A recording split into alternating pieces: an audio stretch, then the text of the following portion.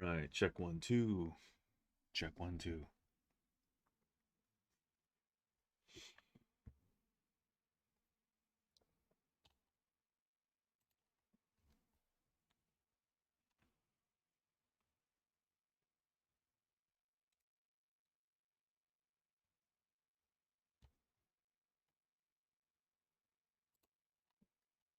How's everybody doing? It's been a minute.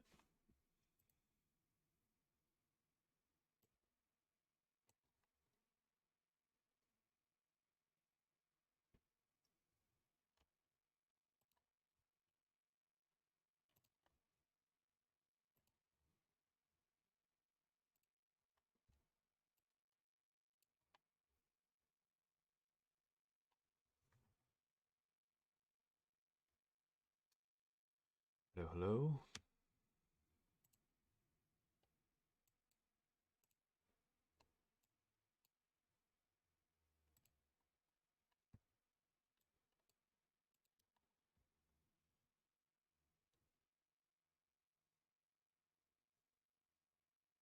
Too late to catch up with everything. 1:40 a.m. Wow, where are you? Are you in Europe, I'm guessing? Or where's that?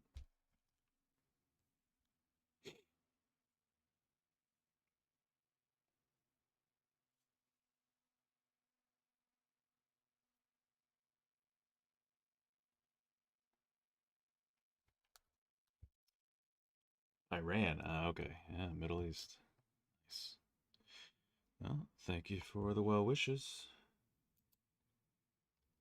Just gonna open up my reference imagery for those wondering. Uh,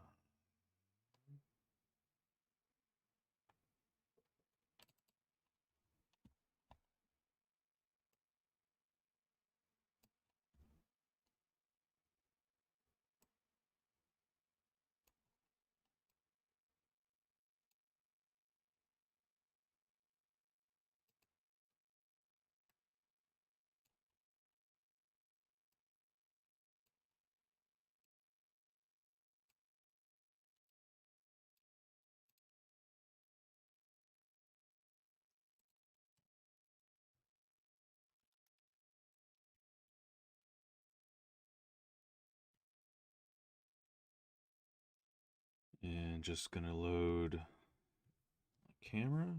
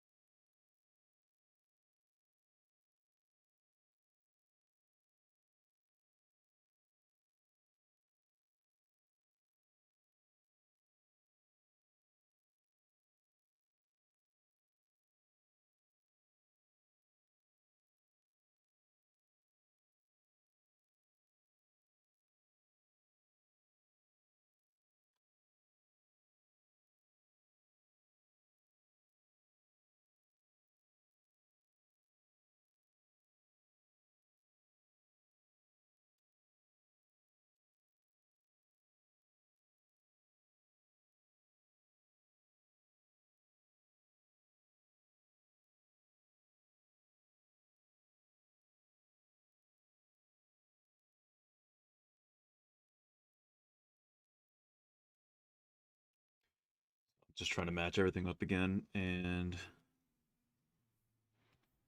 Just eyeballing what needs to be pulled out a little bit more here in the neck.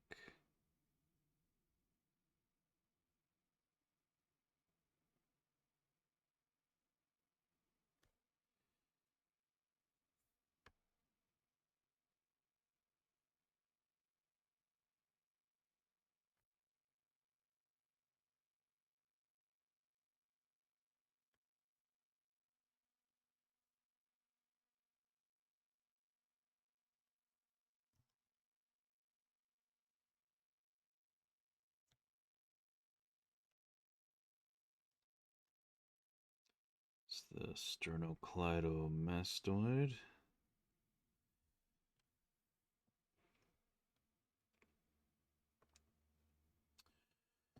Am I making him? By the way, congrats. I see new headphones. Oh, these aren't new actually. I've had these for a long time. I just haven't used them. I just felt like using them today. Um, uh, am I making him? Yes. I mean, I've been working on Neo or on Keanu Reeves for last couple streams, actually, Uceris. And I think Uceris, you asked me about some dating opinions or perspectives a while back, and I took forever for me to get to them, but I answered them at the end of the stream. So in case you still have those questions and you didn't watch the end of that stream, it's it's up there for you. It's at the end of it, I believe.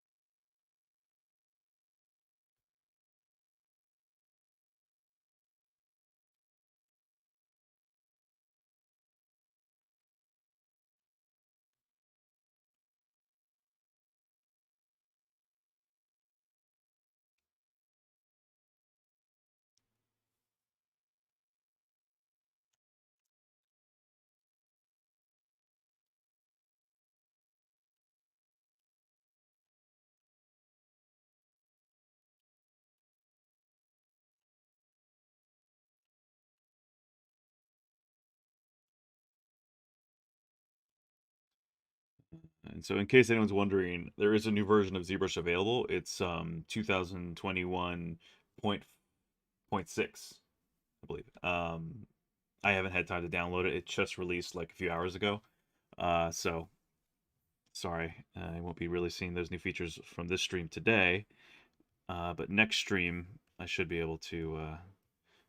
I plan on downloading it after this, so I should have something great for you guys to see and check out next stream.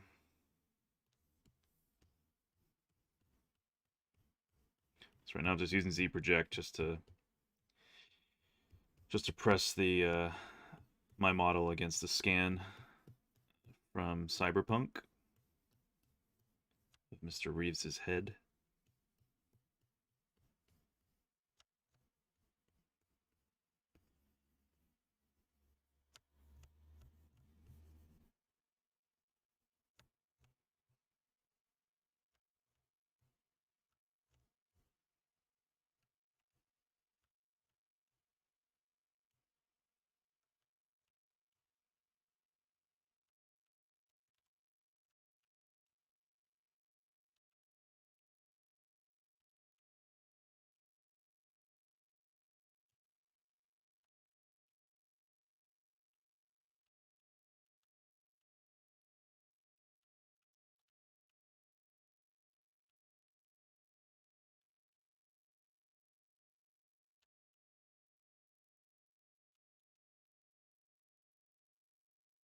And I'm just using polygroups to keep it a color so that I can see which one intersects with the other.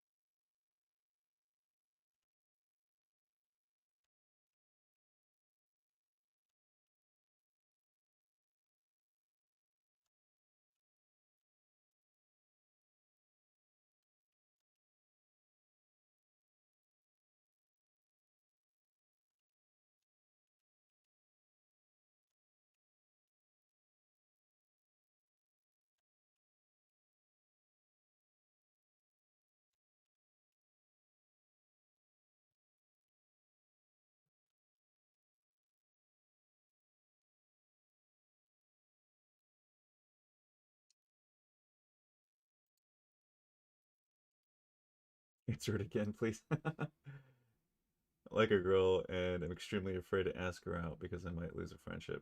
Okay, yeah. Love your art. Also, just wanted to drop by and say your name is crazy cool.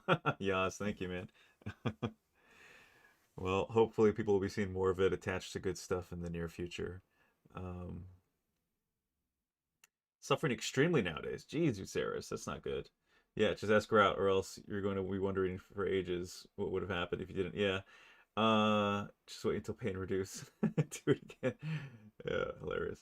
Um, See, you should never be suffering that much over somebody, especially if you haven't even asked her out. Like you shouldn't allow yourself to and I'm not saying this as a criticism, I'm saying this just from experience. I think when we're all younger or when you haven't been in love or haven't been attracted to somebody very strongly or infatuated. See, there's a difference too. Like a lot of people say they're in love with somebody, but I really feel to truly be in love, you need both people to be aware of each other, both people to have the same feelings. And that's when I really feel like truly being in love is where that phrase applies. It's just personal opinion. Uh, I think a lot of people conflate infatuation with being in love, and being infatuated is very different than being in love with somebody. I think it takes two mature, um, on the same page people in many areas, many respects, to really be truly in love.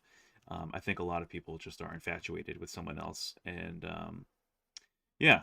But yeah, I mean, if you really love the person, of course, that's something. If you're friends with them, of course, you can grow to love somebody deeply.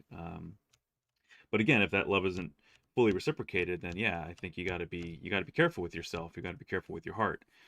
You shouldn't let yourself get so infatuated or so taken by somebody before they know where your heart is, and So yeah, I mean, long story short, if you feel so strongly, I say ask her out. But some people can handle just being friends after that. Some people can't. So if you think you're going to lose her as a friend from asking her out, maybe you already know the answer. Um, but if you legitimately not hope, but think there's a chance, yeah, go for it. I mean, but you have to understand the reality is, that may make things uncomfortable or awkward for her or for both of you. And after that, there may be no going back.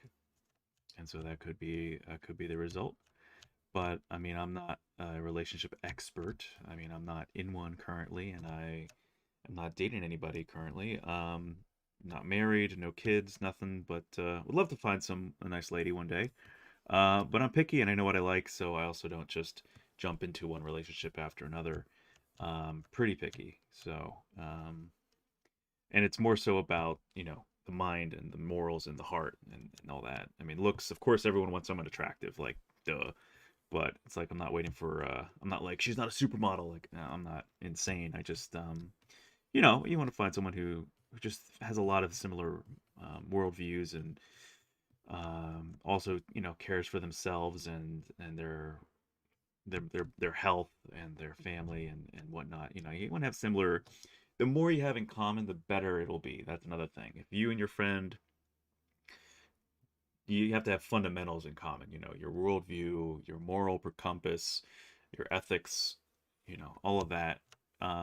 Politics too, to some degree, honestly, because I have friends who have spouses who are the opposite, the extreme opposite of them politically, and I don't know how they survive. I don't know how they don't just scream at each other or get into arguments more often than not. And I think it's sad because I think it's I think it's important to have even your political beliefs be pretty close to each other, because a lot of times political beliefs are dictated by your worldview and background and morals and all that. Depending on how extreme or how strong your moral your I mean your political views are, of course. Um, but anyway, so yeah, I mean that's all I can say. Take it with a grain of salt. Um, just like people giving financial advice, I'm not a relationship expert, so I'm just giving you my 2 cents from my perspective. But it's also coming from somebody who's not dating currently and not really working that hard at finding someone. I mean, it's so hard during the pandemic, during this lockdown, man. It's just like, you know, how do you meet somebody,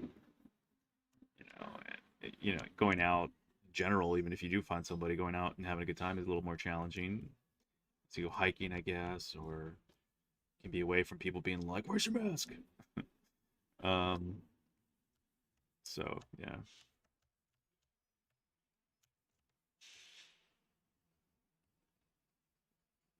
So I don't know. Does that help at all?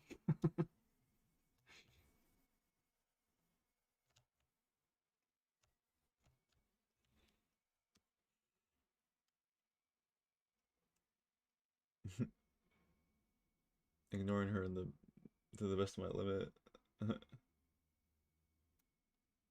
Huh.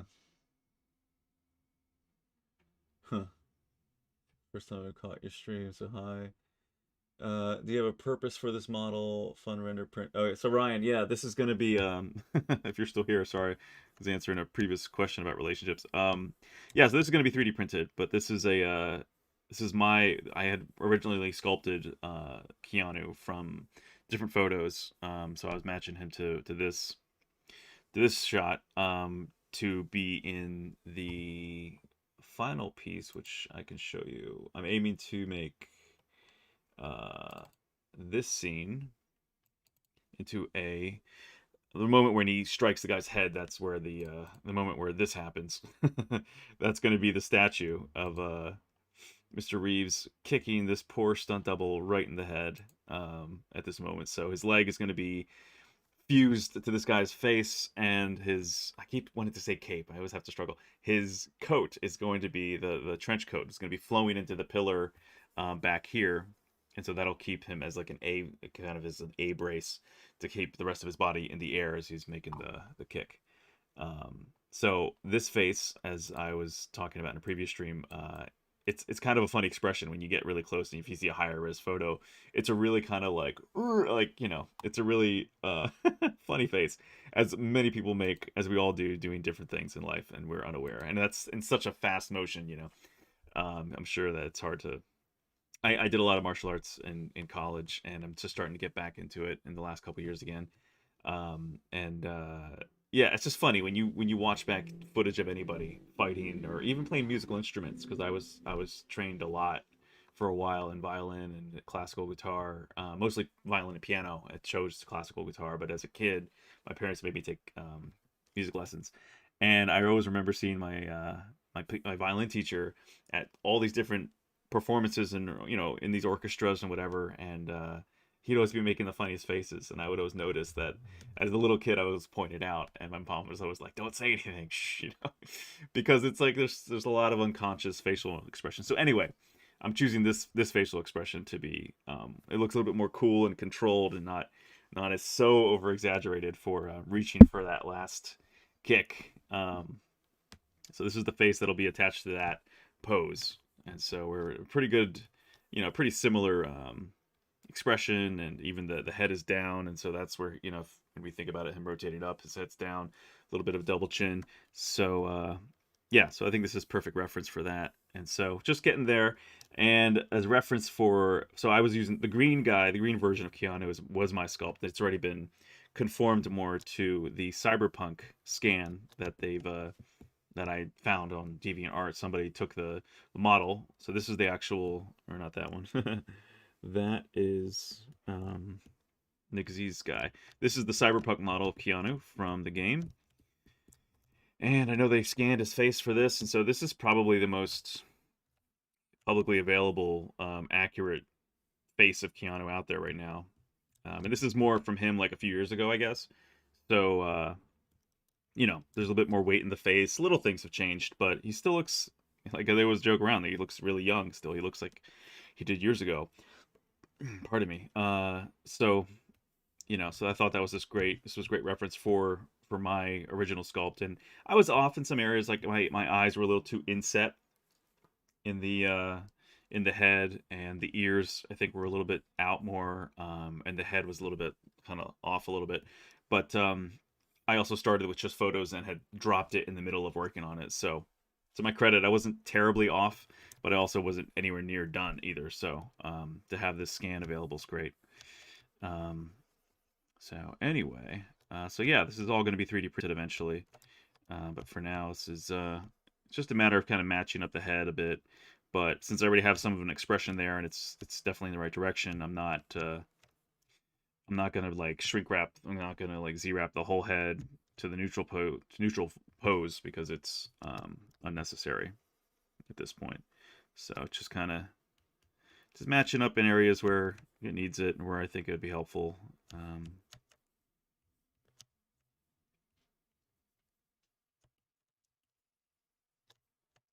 So yeah, that's the gist of what's going on.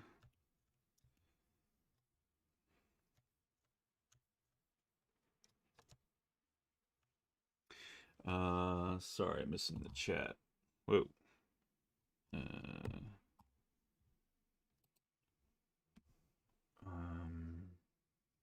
And I'll probably do some renders of it too, but it might just be solid colors, I guess. I don't know. Just joined and just updated ZBrush, but don't know how to use the mesh balloon. Get some help. Sorry. Yeah, I haven't even downloaded the new update yet. It just came out like a few hours ago, and I haven't had time to jump on that. So, sorry, I can't. As for anyone looking for new features, I'm sorry. I just haven't had. They just dropped it like I think at noon or something. So, and I was busy up until just before the stream. So, sorry. Apologies. I also am most careful with upgrading only because I mean I usually do it pretty soon after it comes out anyway, but I always know from countless other software that there's always going to be a few overlooked bugs here and there. There's always going to be a few little things they need to debug that the community will find through doing different experiments with the new uh, techniques, the new tools, and then that'll get worked out over the next update. So it might be like you know 2021.6.1, 0.2, 0.3 or something, where most of the, or all the bugs get, squashed. Hopefully there's none, but there's invariably it's like, OpenStatic software usually has some here and there. So I'm just sort of anticipating there might be one or two. So that's also why I don't rush out to always do an immediate upgrade, especially when I have like not this but other work that I'm actually working on that I need ZBrush to function well on. And so if I jump on the newest version and I'm in the middle of a project and God forbid I save that new project without saving an old version and keeping the old copy of ZBrush around, that could be problematic. Because if you have work and clients expecting stuff to be handed over soon and you've kind of messed yourself up, it's not good. So it's always like a balancing act between when you upgrade and playing with the new features versus actual production work and needing to be sure that your copy of ZBrush and your machine is all up to task.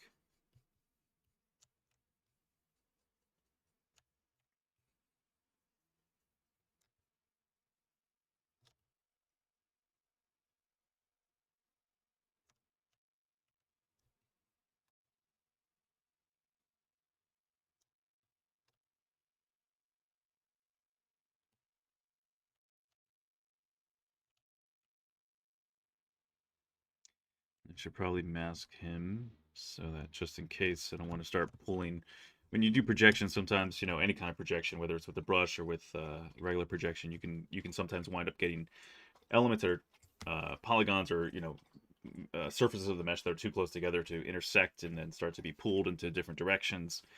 So it's helpful to mask if you have polygroups, just to mask by polygroup to isolate the areas you're working on. So that's what I'm just doing here quick.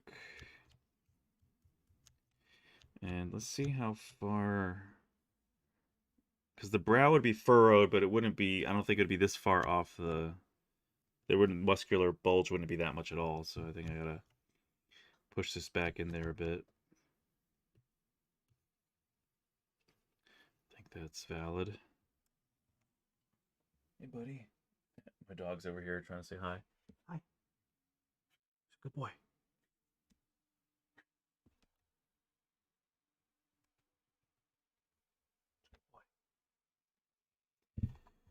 Anyhow,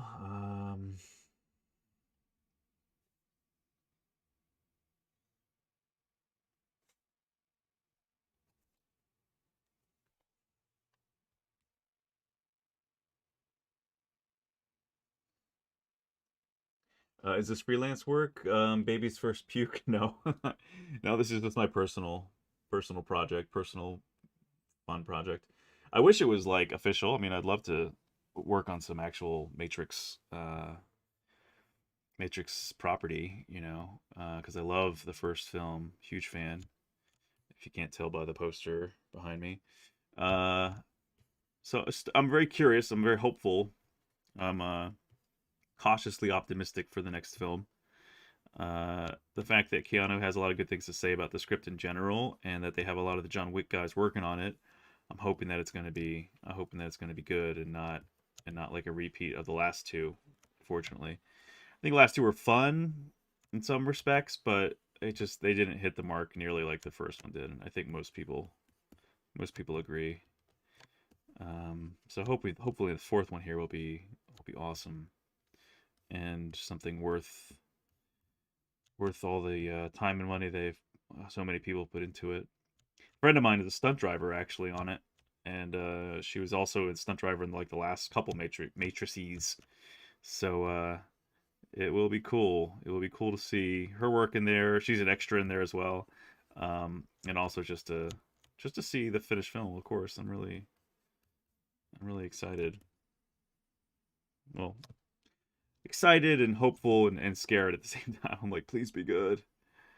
I wish I could have been a part of the CG work on it, but I think a lot of other studios hired up people already early on, and I think a lot of it's being done overseas and or outside of LA. So I'm sure some people in LA worked on it. I just didn't know them and or didn't get in touch with them before the time was to start production on the CG.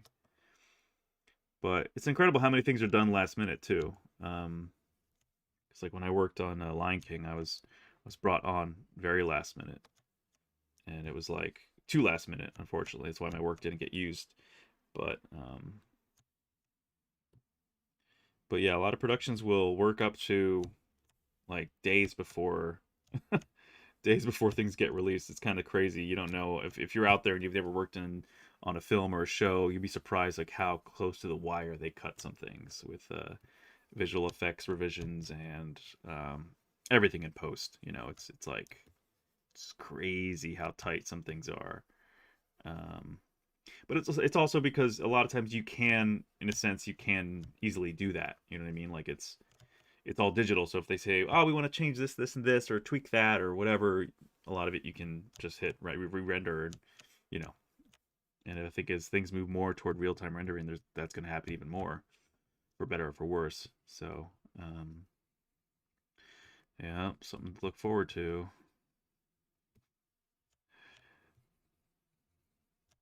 Have you guys seen that meme of an art director telling a 3D artist to like move a toilet like a little bit this way, all right, no, and a little bit that way, and you see the thing going back and forth, and it's like, oh, the micromanagement. It's so good, it's so true.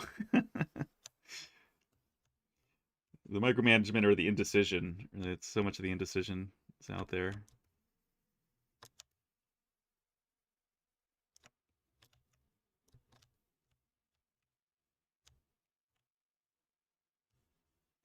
Anyway, sorry. Mesh Balloon's pretty nuts, yeah. Definitely catching Keanu's landmarks, yes. Did not expect to hear such talks in the ZBrush stream. Hilarious. Super fast blockout. Yeah, basically. The main skin pores in ZBrush. Do you add the main skin pores in ZBrush, or is it better to do it in Substance Paint or more? It's all right. So it depends. I mean, if you're gonna 3D print something, then you want to sculpt in that detail. If it's gonna be a large piece where you can see that kind of pore detail, if it's like it's a big head. But if it's going to be 3D printed and it's not going to be at a really high resolution, you'll never see the pores. If it's for visual effects, which of course that's what it sounds like more, with Substance, you're going to.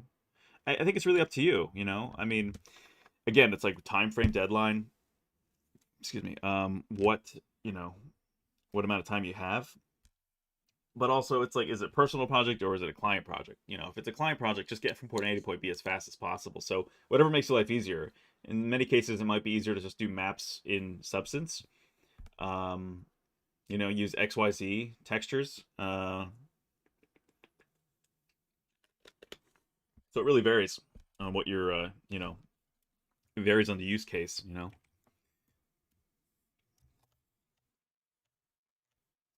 Um, but you know, I'm very comfortable in ZBrush, so if I'm going to go to poor detail, I'd probably do a lot of it here, and then just bake out maps in Substance for that. So you know, you bake out your high res mesh and then your low res mesh, lower res, and yeah, and then just go from there. Um, that's how I'd operate.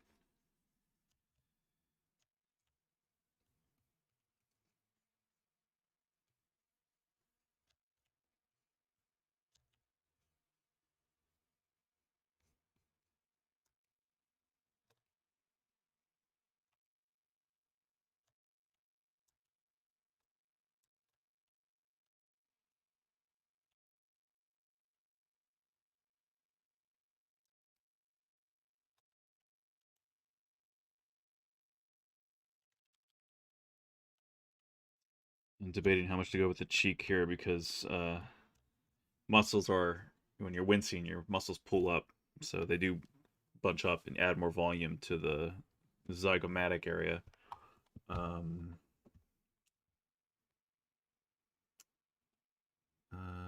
Just about to ask when the update was dropping, but thanks. Can't wait to dive into all the new features. Yeah. Also find that keeping a machine like my laptop with the previous version helps. Yeah, for sure. You are awesome. Thanks, man. Thanks, man or lady. Nice. Thank you.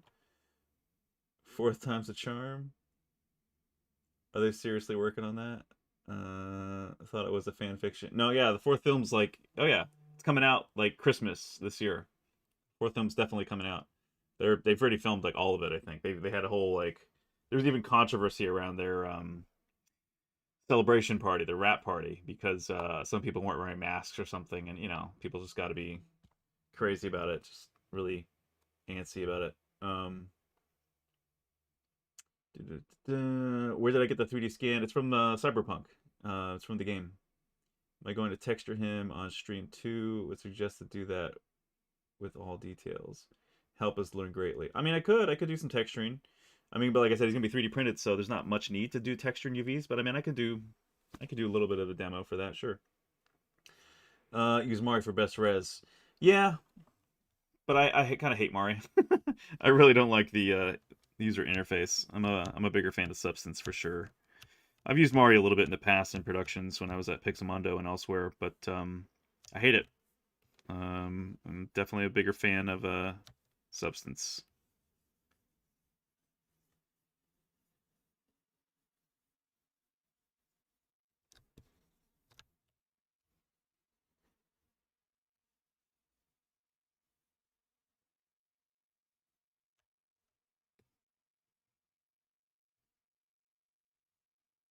So this is just the Z Project brush for anyone wondering or who's just joining.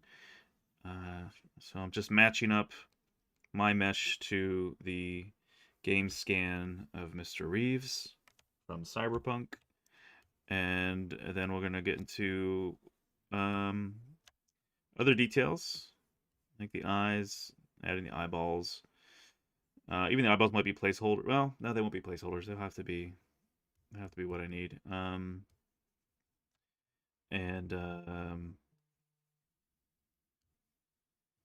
also be doing, of course, the body and then the outfit.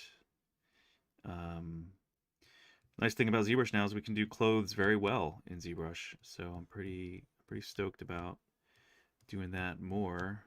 I had a friend help me with the tunic for my kid, my boy character from The Last Guardian, for a little short that I'm working on, and she did a great job for giving me the base mesh forms of it. And then right when she did that, then the ZBrush version of cloth simulation came out, and so then I kind of basically remeshed her version and then resimulated it in ZBrush and got even a better, tighter version. But so she gave me some great base to start with. But yeah, it's cool, man. Doing clothes in ZBrush is pretty cool. It's it's been pushed along greatly now. So here's where it kind of gets tight, and so that's why I'm doing this manually. Because when I try to project, it just kind of pinches stuff too much. And all these little subtle changes in the eye shape really will, make someone look more or less like who they are. And so it's like, this might seem like minutia, but minutia adds up in the face especially. Little things that are off here and there can have a greater impact than you might think. Just because we're so used to, we know what someone's face looks like so well. When you know someone's face really well, it's hard maybe for people to tell you what's wrong, what's missing, but they intuitively know like something's off, like something just doesn't look right. So the closer, even though the scan is again a mushier version of his real face, um, I'm still going to try to take advantage of this and get as close as I can so that, uh, you know, mitigate the amount of uncanny valley as much as possible.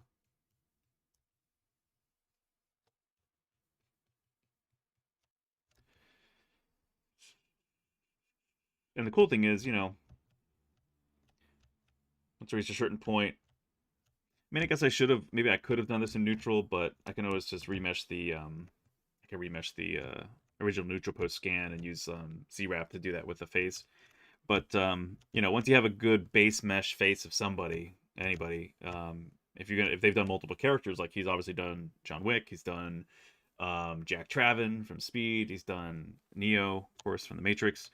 Once you have the base mesh of somebody's face, man, I mean, you can make all their other characters. You've got their face, and that's usually the hardest part. So once you got the face, everything else is just tertiary. It's all just, just cloth detail. It's just, adding the costumes and all that stuff. So once you got the face down, you've got their characters. You got all their characters kind of waiting to be made. So who knows? Maybe I'll do John Wick in celebratory fashion for when the fourth John Wick film comes out, which it's already in production, I think, too. Or it's already, yeah, I don't know if they filmed it yet, or they started, but I know that it's been on the slate because they were originally going to have Matrix 4 and John Wick 4 come out like 1 month after the other, I think, or something. That would have been 2021 would have been the year, or 2020, one of the two. I think it was this year. It was going to be like the year of Keanu. Such a bummer. Guess I could do Ted from Bill and Ted. Excellent.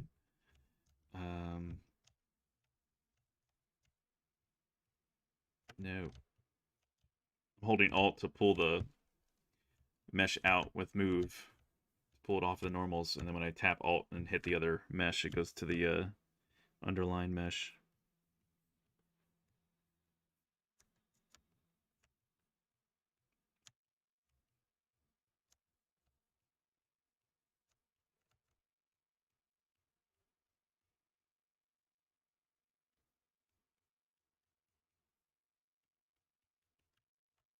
Of course, it doesn't really matter if it passes through in the inside here, inside the eyeball.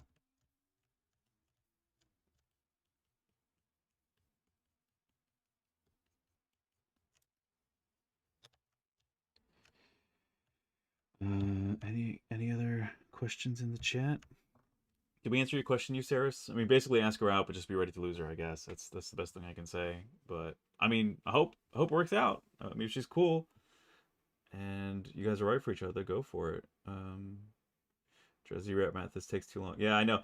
Nicola, I already have. Yeah, I know. I have it on my other machine, but I don't have it on this machine. But at this point, I didn't want to ruin the whole expression though, because I had a certain amount of changes already made to the face, the nose, and that kind of thing. So yeah, but yeah, no, I've used ZWrap already for a bunch of other stuff, and it's great. ZWrap is awesome. I actually was looking to buy it for this machine today, and I just got busier with other things, but I need to buy it for this machine today, so I can just take care of other things. But yeah, ZWrap is awesome. I love it. And I guess I could just mask other areas of this and do that too, so I probably should just do that. That'd be easier. But for those who don't have ZWrap or who don't want to buy it for whatever reason, this is the way you do it. It's a way.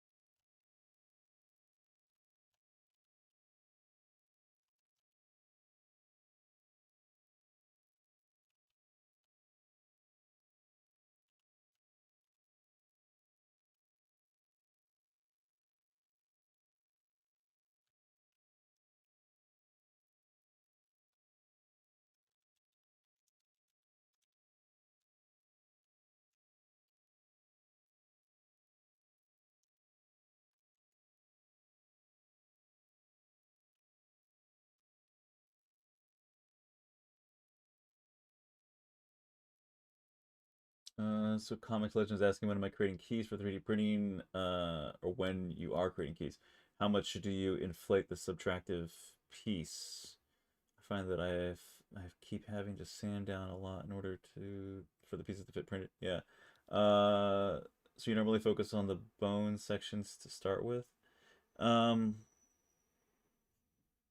then sculpt the muscles and face fat. I don't really think about it necessarily in that way. I just think of the form, what the expression shows, and I don't really break it down into which forms to focus on. I mean, but yeah, you could do that. I mean, you could focus on the bony landmarks, the major landmarks in the face first, sure. Um, but for me, it's all kind of the same. It's all just finding the form, noticing what forms are prominent and just hitting those landmarks and then just going from there. But here it's just, I mean, this is like color by numbers right now. This is just simply, matching. This is just cheating basically. It's just matching up the topology, making it conform to the surface underneath. Um, so Comics Legend with keys. A lot of times I'll do like a point. I think it's like 0.02. Inflate for the subtractive, if I'm not mistaken, either 0.02 or 0.2. I forget, honestly, it's been a bit. Um, but yeah, I mean, it's like when you're looking at it, you're just gonna see, if you zoom in tight, you're just gonna see like a slight little, yeah, I think it's point. It's either 0.2 or 0.02. I forget. Sorry, I know it's a big difference, but try and to see. You want just a slight, you know, removal of space, not too much, obviously, because you want it to be a tight fit. Usually, you want it to be nice. So, excuse me. It depends on what your tolerances are in your machine too. If you're using FDM or you're using SLA or you're using PolyJet or you're using SLS, what kind of machine are you using? That's a big question. So it depends on what kind of 3D printer you're using too to get the results you're looking for.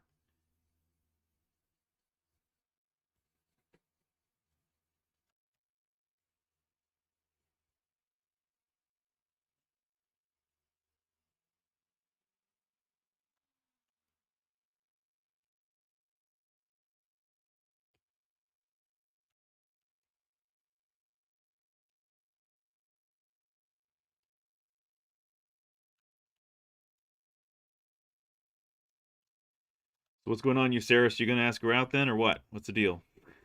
You dragged us into this drama. Let's hear it. You gonna ask her out tomorrow, next week, tonight? How do you know this chick? How do you know this lady? You guys are friends, but like, how'd you meet?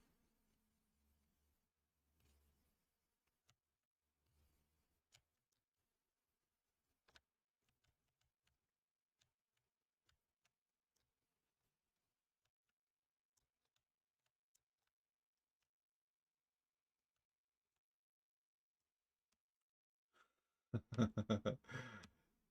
classmate, the best student in my class. Nice. Twitch the new bar. Never ask out, demand out. Jeez, Dougie. That's a patriarchal move. Liking this casual drama. She approached me to help her. I fell in love. Rolling over laughing. Hey man, if she came to you, that's a good sign. That's always a good sign. If she feels comfortable around you to approach you and but maybe timing is something to consider here too. Because if you guys are in the same class together and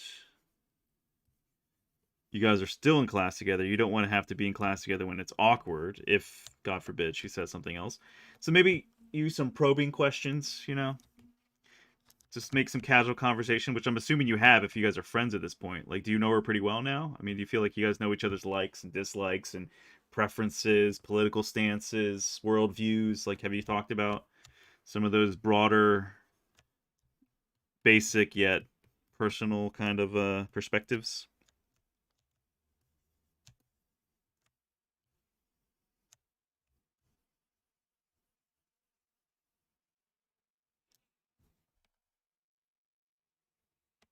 One life to live, no regrets. YOLO!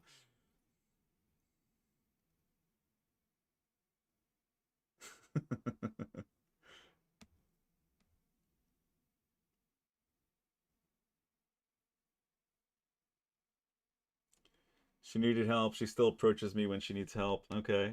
Well, is she still needs help? Either she's is it that hard of a subject, or is she just not that bright, or I'm like, maybe you don't want to be with this chick. If the uptake is a little too slow, I don't know. Or she's just using that as an excuse to talk to you. And she's just waiting with bated breath for you to ask her out. That could be too. I'm just joking. I'm sure she's smart.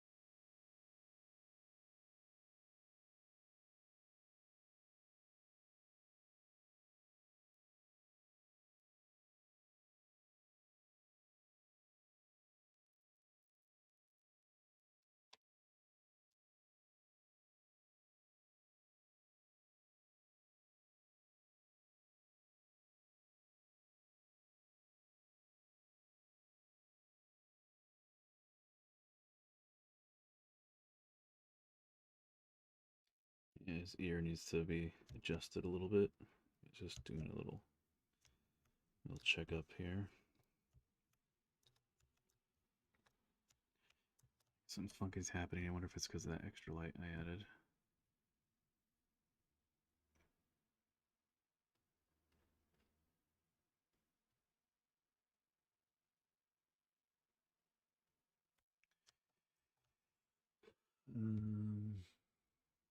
Ask her if she liked to shopping for picture frames. Tell you intend on having a lot of pictures taken in a very large family. Okay. Having problems with the multi-map exporter. exports the file, it seems like, but only a 0 KB file shows up. I can't open. Have you ever had that problem? Favor Cow, I have not. I have not had that problem yet. Are you updated to the newest edition of ZBrush? Not the one that released today, but the previous one, like 2021.5.1. Do you own a legal copy of ZBrush? Those could be problems. ZBrush and relationship advice is the best combination. She is not smart. And I'm glad she isn't. Otherwise, we would have never met. Oh, man. Oh, if she accepts, I'll tell you guys on the stream. That's a promise. But not sure when I'm going to ask her out. Peter Rose, good day.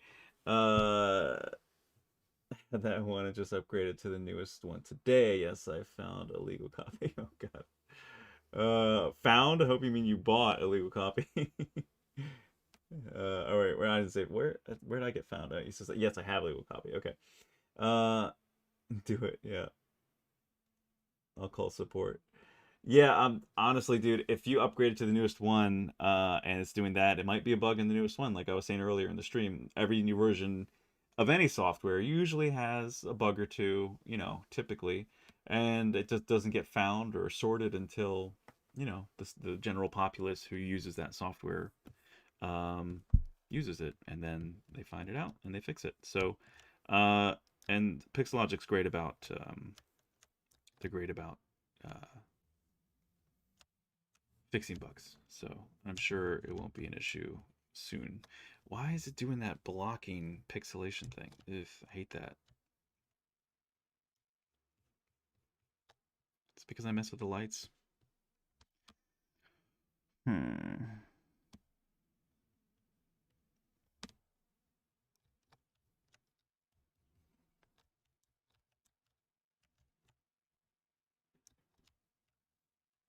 So I'm going to do a quick save and reopen this. Hopefully that weird little issue goes away. So I just get annoyed with that, and it's not helping anything.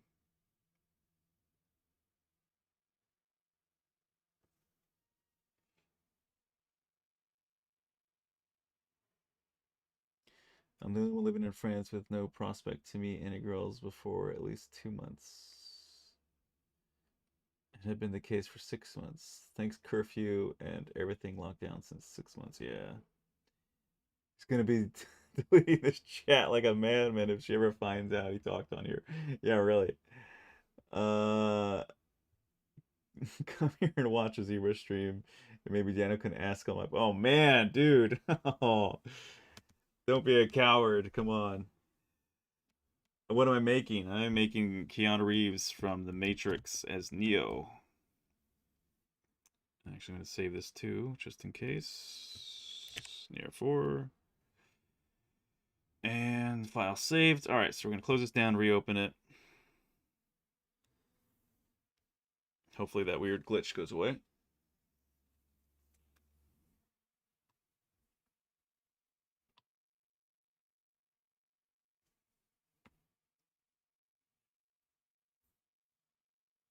New available version. There it is. Gotta download it, but not right now.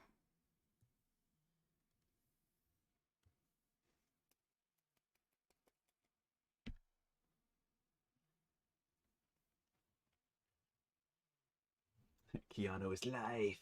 Yes.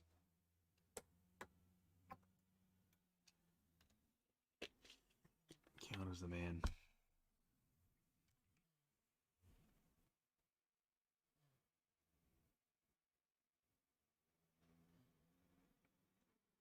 There we go. And let's see, we smooth. Ah, it's still doing it. What the heck? Why? Does anybody know that? Does anyone know why this does that? Biatch. Why? It's like a setting or something now. I feel like it's something I adjusted, but it's something that's saved in the quick save file, but it's like something simple. But other than messing with the lights,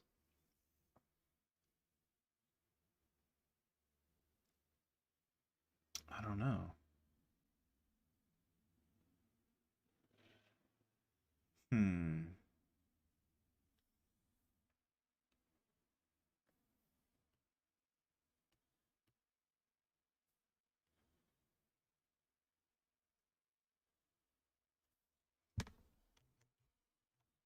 Yeah, what the heck? Why? Why does it do that? Anybody know? All right, I'll try one other thing here. I'll try just restarting it without the quick save and just open up Keanu.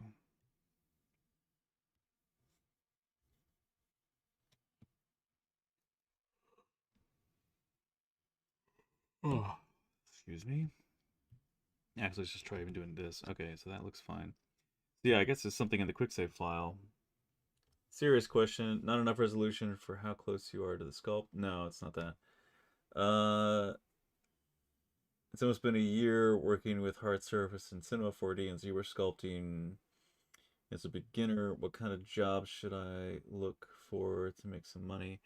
I mean, any place that will take you in, really. I mean, if you're just starting, just apply and you know, get the gig that you want, or at least get a gig in the company you'd like to work for. That's I think, you know, that should be your number one priority. Ah, shoot, I didn't save the new version when I lined them up. Dang it. All right.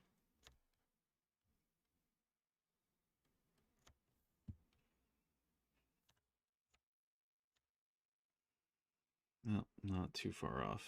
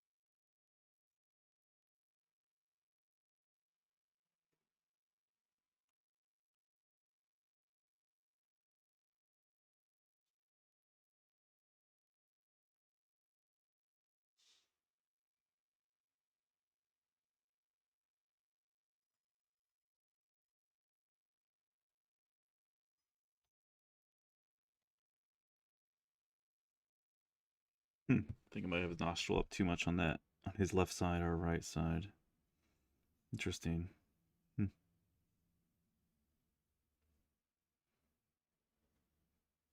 Yeah. All right. Clear to 2, resave 2, now save use as this way. All right. Bring down his nostril a little bit. And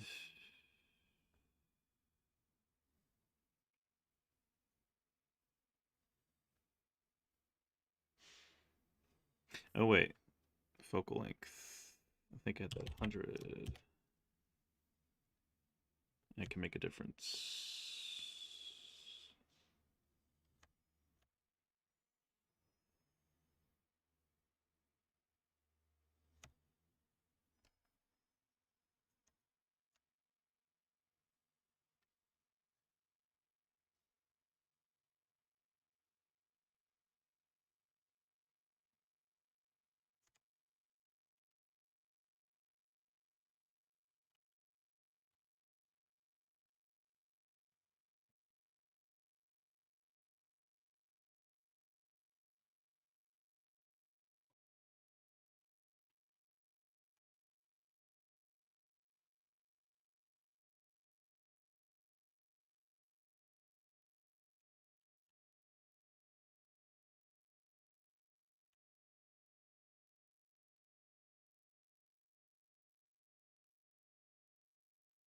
Yeah, still got to bring his nostril down a little bit.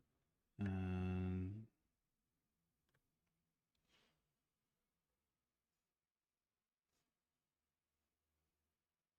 yep. All right. One more time.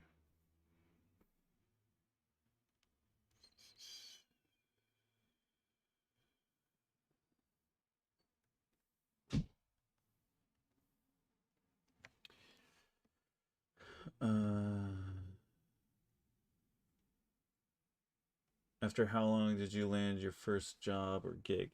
Um, well, it was weird for me because I mean, as far as like production wise, so I did like social.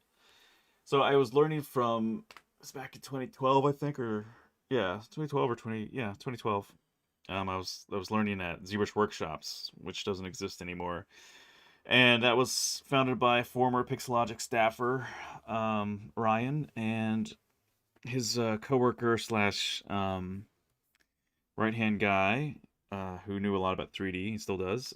He and I became friends because we wound up having a lot of the same background where we lived, and so I got hired up because I picked up ZBrush quickly and was a hard worker and was good with social media and just yeah, just well spoken, and they knew I could do the work, and so they needed help too. So they just said, "Hey, do you want to help us?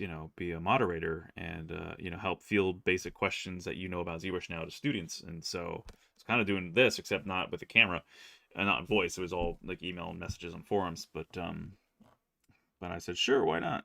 So got a gig basically getting paid to keep learning ZBrush and deepening my knowledge from people like Paul Gabry from Pixologic and Chris Costa and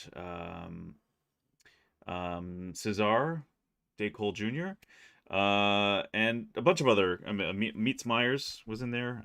Knew him from back then, or at least met him back then, virtually, digitally.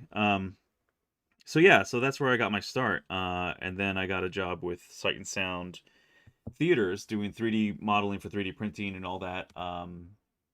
The following year, I believe. Yeah, so it was like pretty much all of 2013. I was working at Sight and Sound. So basically, like a year. I mean, so you could say I got a job working with ZBrush in some capacity. The first year I was gotten serious about it, but real like legit production job was the next year. So but I at least was able to be paid to work and study around ZBrush, with ZBrush workshops. So I would say, hopefully if your skills are good, within a year, you should be able to find an opportunity where you can apply and be brought in as a junior artist. And if you're good, you'll quickly rise up from that to be someone more senior or mid-range, and then just keep on going. Um, so I mean, but no one's path is exactly the same at all. So don't take my example as like either a feeling that you should wait that long or have to wait that long, or whatever. I mean, it's everyone works and learns differently. So if you could just did I say that right? Just make double check. I know I saved it, but I mean, I'm just wondering if I saved. Did I make any adjustments? Anyway, um, everyone learns differently. Everyone operates differently. If you're good and you work in a place where they like you and they want to give you more responsibilities, then you could see yourself becoming more, mid-level quickly, beyond entry level. You could be, depending on your abilities, you could be, yeah, working at a higher capacity sooner, um, than I was, for instance. It just depends how much you know your stuff, how much you know your software, and just how well you work with others, and there's all those different elements. Um, yeah, so I don't know. I hope that helps. I don't know.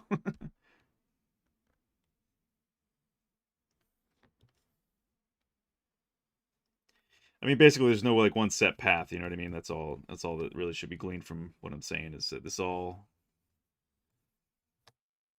everything changes differently for everybody.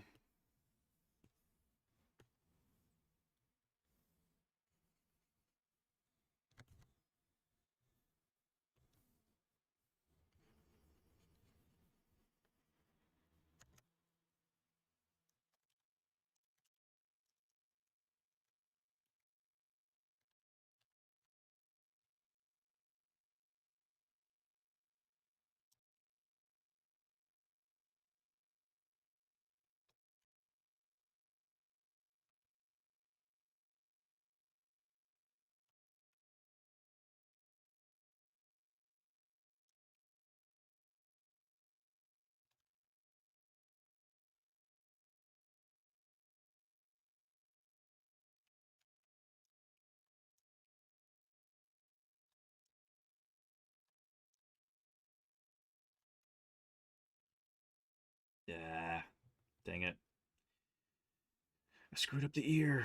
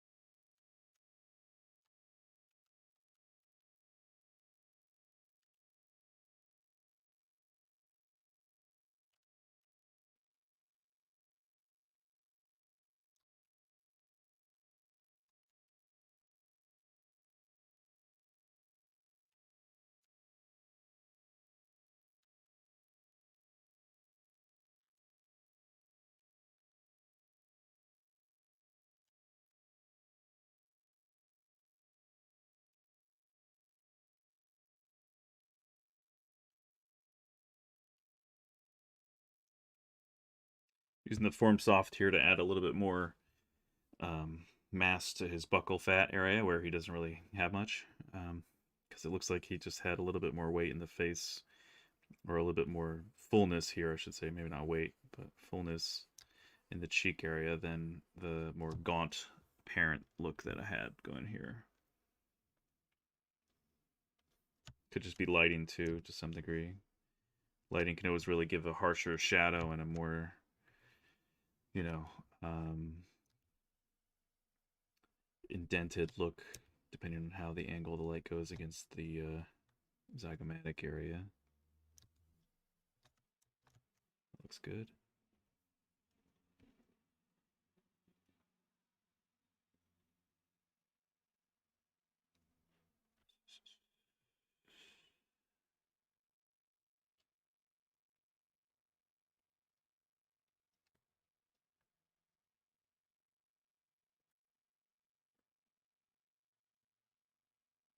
It looks like this side actually has all this coming out more.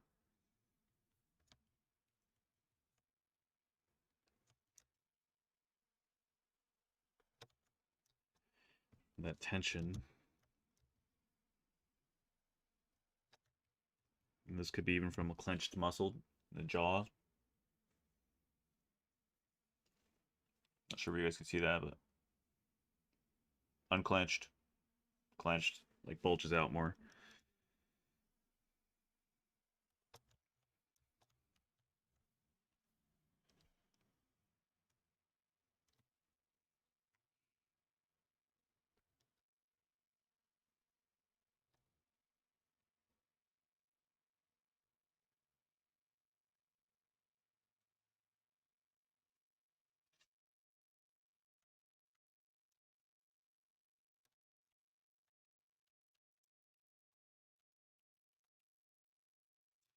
Just using move and smooth right now just to kind of pull out the area of the sternocleidomastoid. This muscle comes in right behind your mastoid bone, which is your lower jaw.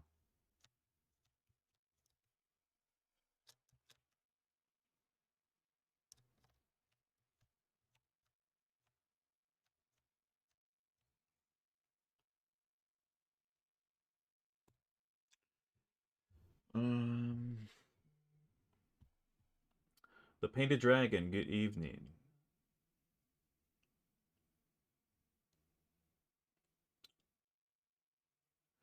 When you first started learning ZBrush, did you learn other softwares as well, as such as Maya, Substance? Not at the same time. And I guess I could have. Substance really wasn't around much, if at all, back in 2012. I don't think, or if it was, it wasn't like a staple yet. I think Substance is a bit newer. But I learned Maya after, sort of during, but mostly after ZBrush. Well after. Did not like it. Still don't really like it, but you know, need to know enough of it to work in the industry. So, um, but yeah, not really a fan. Maya is a necessary evil in my book. Um, it's an annoyance just because I just don't like the way I don't like the interface. I don't like working in it. Just all that. Um, but you know, its tools are useful. It has some good, powerful stuff, of course, and it's a standard. But it's not something that I enjoy using. Um, it's just a necessary pain. Um,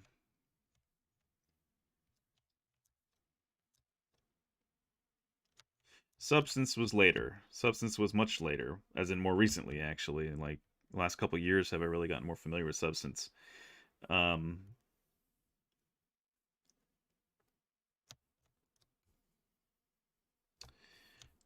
Only because I had to, and it was much more useful, you know, to know it. So, and now I'm glad. It's like I wouldn't say I'm a Substance expert, but you know, again, I know what I need to know to get work done. So,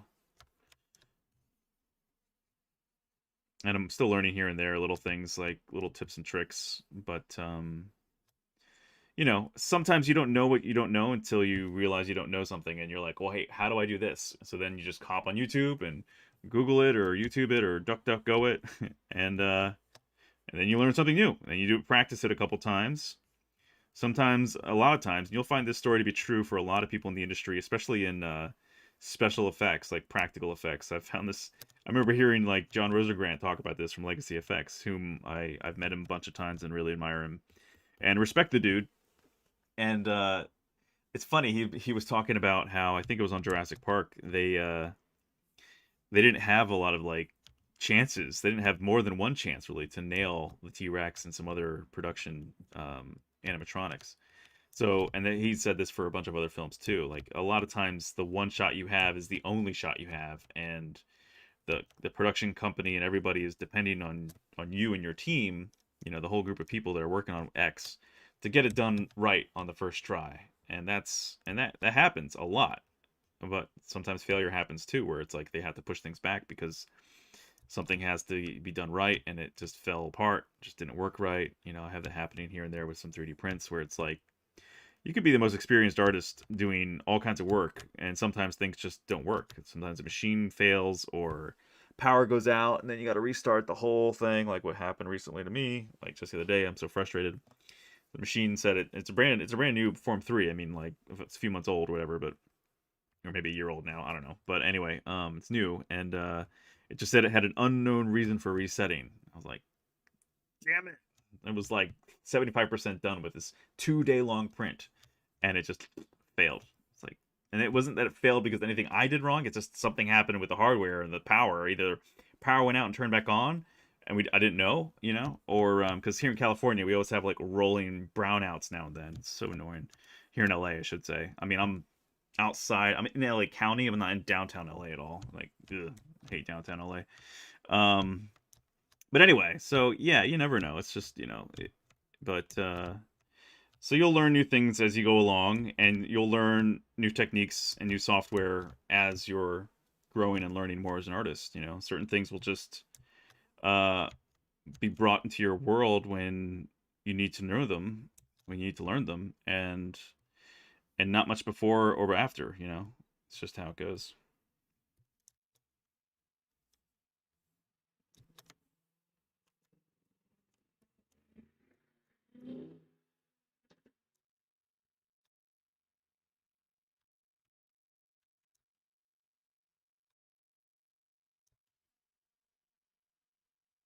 I'm smoothing out here a little bit just to kind of get these kind of awkward, more blocky shapes out of the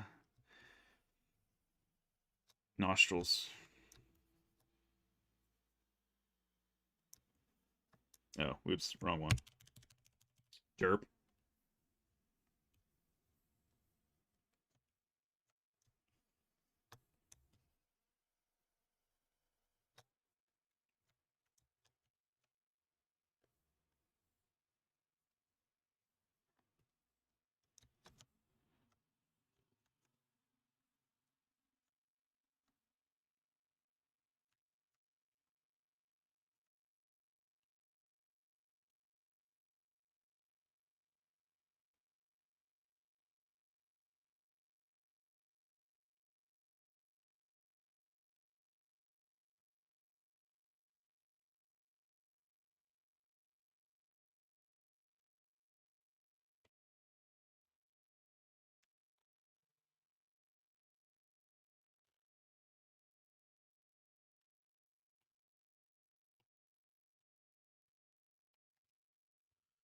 And I'm actually, you know what? I'm just gonna forego Cupid and Psyche because I'm kind of tired of working on them. I'm just gonna try to push this forward more. I was actually tempted to work on this before the stream, but I figured, nah, I'll just keep working on it in stream. Maybe I'll just do a little bit more on this today after stream actually too, and I'll just hop on Twitch for a little bit or something. But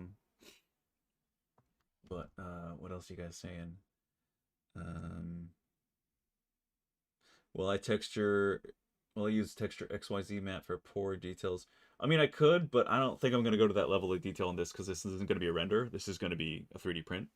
So there's no real reason to go to the poor level detail. I mean, put some subtle poor detail in there, but I mean, I don't know. I want it to be at least a 1/6 scale piece, so you might be able to get like some poor detail out of that, you know, with the Form 3. But it's always kind of shaky with that, like that level of fine detail. I think I can get it actually, but there's a point in the return where it's like you get to a certain point and you won't the human eye won't be able to perceive it. You know, you'd have to use a magnifying glass, and it's almost like, is it worth it? Not really.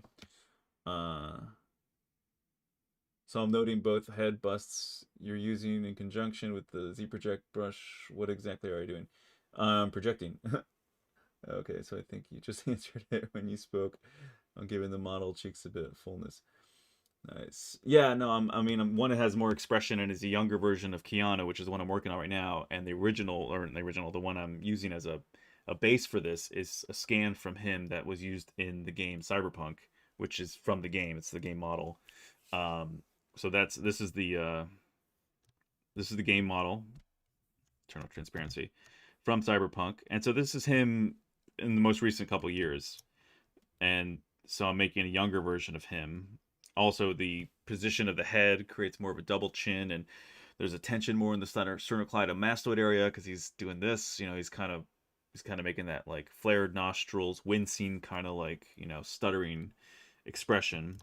So there's a certain amount of compression and elevation of the compression of the brows, elevation of the nostrils and the cheekbone or the muscles around the cheeks, you know, in the zygomatic area. I forget what these are called. You know, so I'm just sort of adjusting all that so that's why I'm also like not just like I hadn't already just Z wrap the whole head to the neutral foot pose because I already had worked on it somewhat, just completely eyeballing it from before, and so this is me kind of catching up from before to now, blending everything to be more correct now that I have the scan from the game model.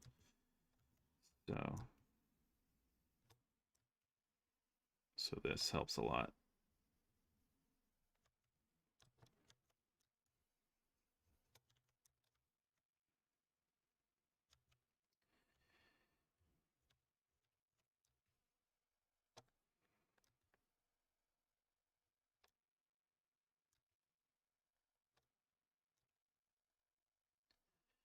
Just making subtle adjustments here, things that obviously would make more sense. Like, if it was just looking for the front, who cares? But since we're going to be able to see this from all sides, some of this stuff has to look good from all angles. So I'm just checking how the sternocleidoid's coming in here. So some of this will be pulled out a little bit more. Let's come back here.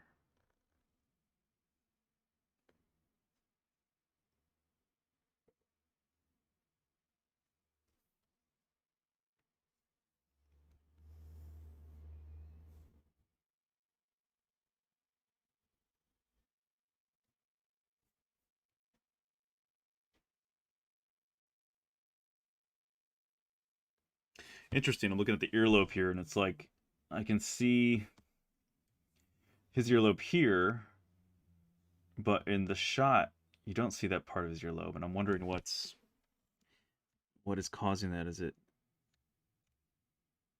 like, what is missing? Could it just be how his sometimes, you know, you can move your ears by just pulling on your, if you can do that, some people can do that. I kind of can, where you can sort of move the muscles of the scalp, you contract them backward, and it moves your ears like back side to side, kind of like this. I'm wondering if maybe that was happening under the tension in the muscles around his neck and face, or neck and head, or what, or if it's just the focal length.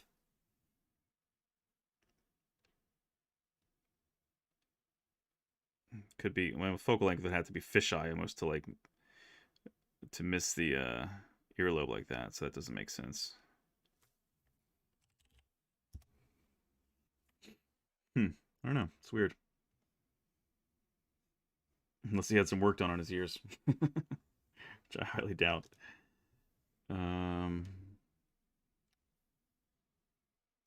I don't know, but whatever. We'll keep going forward.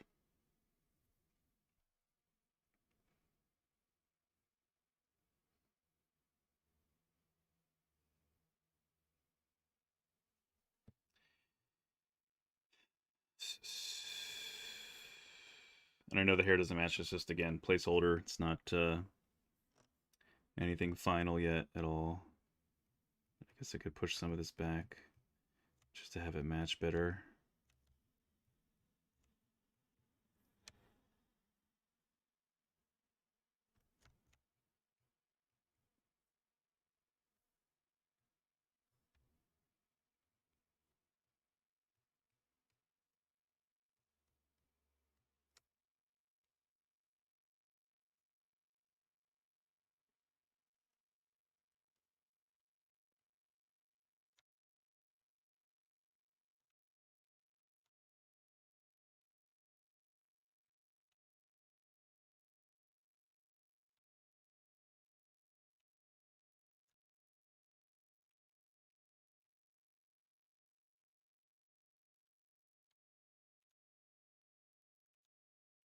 One of the goals I always set for myself, though, is when I'm doing something like this that I know someone else has done. I know many people have done Keanu, and there are some Hot Toys out there of him, like the brand Hot Toys, that have really good facial sculpts.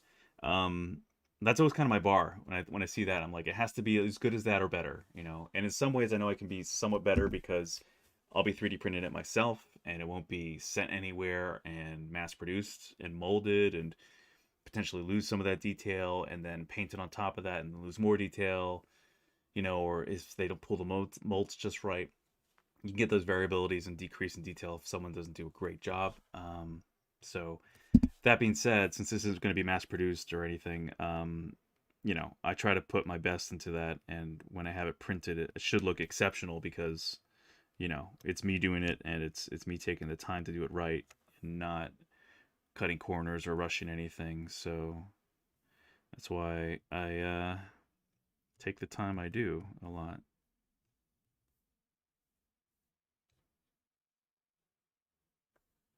So just getting the hair volume in there, I guess, just to see. Interesting, because when I do this, it always look good, okay from this angle because it matches up there. But then when you turn it, it kind of looks like it kind of looks big. So it's like I wonder if it's more like the back end has kind of been raised a bit, or if it's like, do I have the angle wrong? You know, like do I have the I don't. It's like I don't feel like I have the angle of the face that much off, if at all. I mean, could it be up a little bit more? I mean, maybe that's what it is. Like just the angle of the head, the rotation is maybe a little off.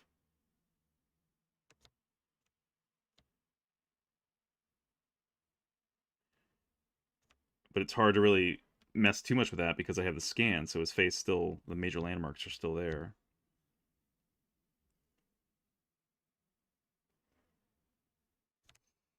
You know, so if I use if I use the scan model, just do that instead. You know, still match it up. The other thing that you have to remember too with ears, I mean, this was like almost 30 years ago. Your ears and your nose are the two things that never stop growing. So as you age, that's why older folk have usually larger ears and larger noses.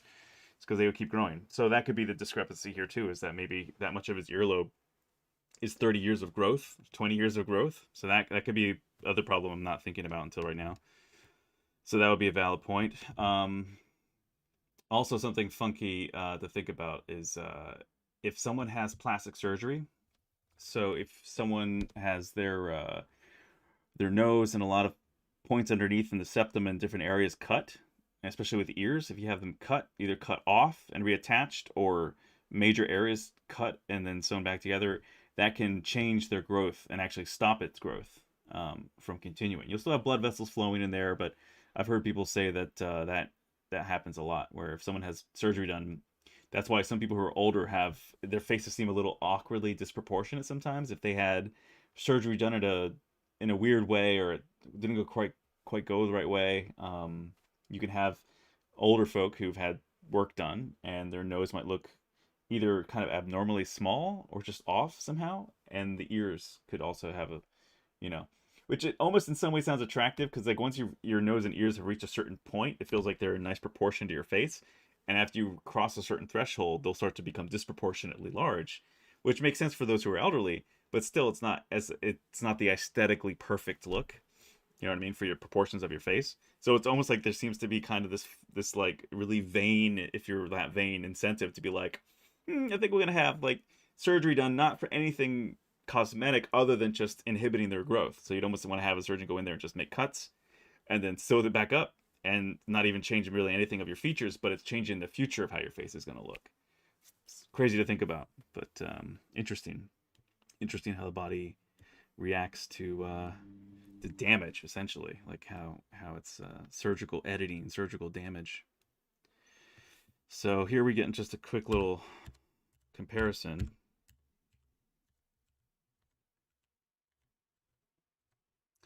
And certain things, like you see how the ears here have that like kind of webbing. That's here's a scan and here's my version. So there's a slight adjustment there, but I feel like even that webbing might be, I don't know. I'm not sure how accurate that is. Sometimes you'll get things that kind of look like they gelatinize together a little bit from scans. And since that's covered by hair and no one's looking really deep in that point of the in between the ear and the head, that area could be inaccurate or it could be accurate. I don't know. I'm not sure how much detail they really got with the scan, considering that it was reduced so much for the game. I mean, because they're high-end scanners that can get all your pore detail and everything, but you would never be able to really animate that in real time and have all the other NPCs and everything else in the environment running. You could just do the head and have crazy amount of polygons in just the head if you just did like an Andy Serkis thing, like what they did with Unreal and other actors. If you just had their head in the Unreal Engine, had that up a crazy high poly count, but then you don't have anything else eating up the processing power, so all the power can be put toward running millions of polygons for the head and animation. But when it comes to a game like this, where you have tons of other NPCs and lots of other environments and so many other things demanding power from the GPU and the processor, you've got to balance your budget, so to speak. So, anyway, it's just interesting. It's interesting to see the adjustments here. I'm looking at the jaw. I'm wondering, because I haven't really focused too much on the whole expression. I haven't opened the mouth yet and everything. I'm wondering if some of this looks a little off because either his jaw is slightly over one side, which kind of looks like now, it's kind of like doing this, or if I'm making those adjustments and it looks off because the jaw hasn't been opened yet, because his jaw is slightly open in this photo, as you can see. So it could be, it does look kind of like, when you really think about it, like his jaw is slightly, could be lighting too to some degree, but it feels like his jaw is opened and a little bit to one side, like a little bit like slightly, just slightly to one side. And the head tilt isn't perfectly straight either. It's a little bit that way, I guess, too, when you really think about it. I think it actually makes sense that the head would be slightly that way.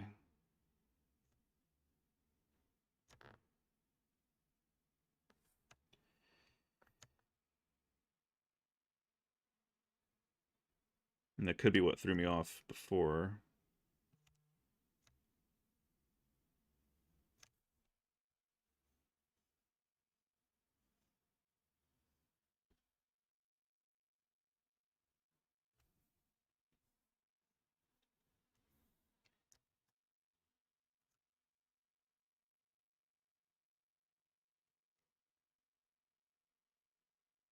Hmm.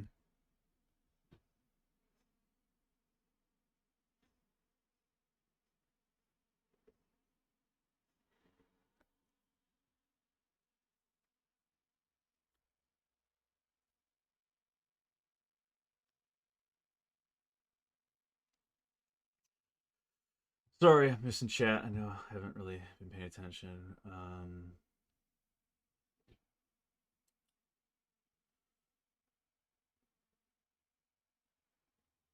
Where are you going to do the hair? XGen, Ornatrix, Fiber Mesh? None of them actually. I'm gonna sculpt it because it's gonna be 3D printed. So to do the hair with any of those would be pointless because that's for rendering, but this is gonna be printed. So to 3D print something, my printer and most printers can't do fibers like that yet, especially not combed because then you'd have to have all these supports holding up their positions like that.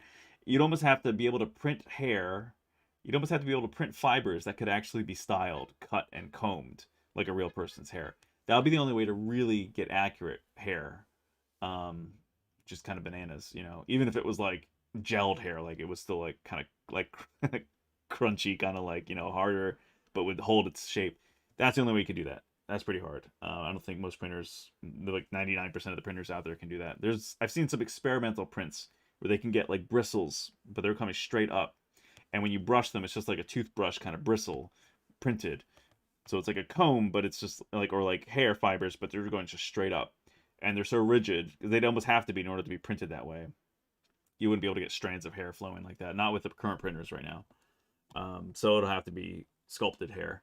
But I'll try to do as high res like lines as I can so that it looks like true hair that's just been, you know, gelled together. Marking menus makes it a lot easier to learn if you learn both at the same time. So that you can't confuse hotkeys. Marking menus makes it like. Does the Form 3 not have a print resume function? Not when, I mean, you can pause it. You can pause a print and have it resume, but not when something happens where it cuts out. Like if you lose power or some freak accident happens, there's no way for it to recoup, unfortunately. Pedro from Barcelona. Nice work, Daniel. Hello, Pedro. Thank you. So, Daniel, when you first started learning ZBrush, how did you do the texture? By do the texture, do you mean like texturing fine details, or do you mean like poly paint textures, like texture maps?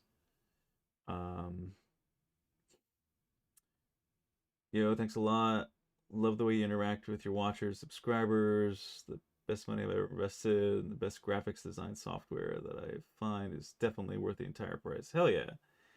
Nice, Chris. Do you use a 3D scanner? If so, what brand? I don't have a 3D scanner. I mean, I have one that's crap, doesn't work, so I don't use it. So no, I've done some photogrammetry with my camera, but even that's kind of a pain. To have the software compile it takes forever. So I'm actually investing in a Kickstarter for a 3D scanner. I think it's made in Hong Kong, and they're working on it. It should be shipping this month, actually. I think the end of this month. Let me see if I can find the name of it for you quick. Sec here.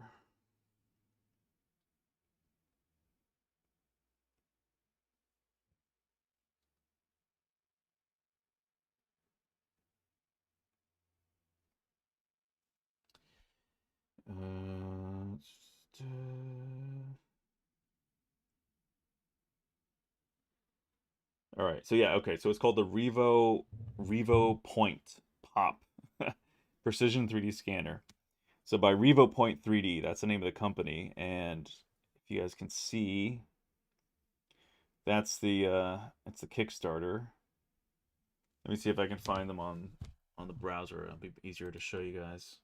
So if anyone's interested in it, it looks cool. I mean, I can't vouch for, you know, how well it works, obviously, because I don't have it yet. But from the quality they've shown, it looks like it's finally that type of scanner that we've all wanted, which is, you know, it doesn't cost like $30,000, which is a lot for a scanner if you're not going to make that back from it. I mean, that's like buying a car. You know what I mean? Like buying a cheap car or half decent car, actually. So that's a lot. So there are the Architect, you know, and Einscan scanners, 3D scanners that I've looked at, but they're all pretty pricey. I mean, lowest of those even I think is like around 10 to 12 grand.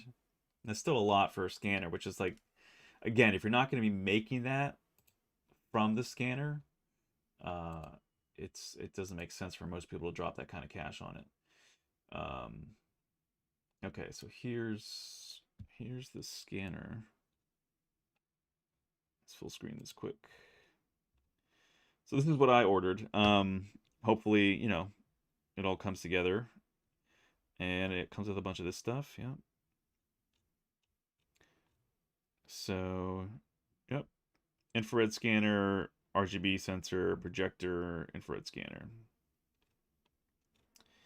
So yeah, you can do the turntable, where you just set it up on a tripod and let it spin or something. But it's so small. That's always what I find annoying. So that's why I don't want scanners that just do that. Because there's a lot of scanners that will just set up on a tiny little turntable, and you can only do things that are within a certain container volume, which are really small. And it's like fine if you want to do like Funko Pops or something, but then it's pointless.